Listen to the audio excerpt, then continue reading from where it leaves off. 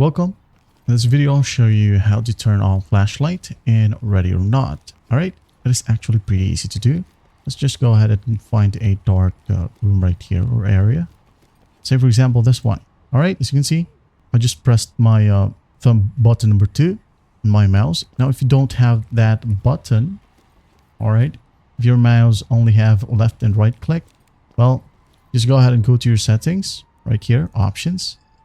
Now go to keyboard, then in here under equipment, scroll down. As you can see here, mine, or by default, it is set to thumb mouse button number 2. Now if you want to change this one, just go ahead and clear it. Alright, clear. Now click on it. Now press a button on your keyboard, or you can go ahead and use the scroll wheel up or down. Alright, I'm going to show you. As you can see, scroll wheel up. I'm going to hit on OK right here. Now I'm going to close the setting. Now I'm going to scroll up right here. As easy as that, we just toggle the flashlight. And there you have it. Well, I hope this video helps, and I'll see you in the next one.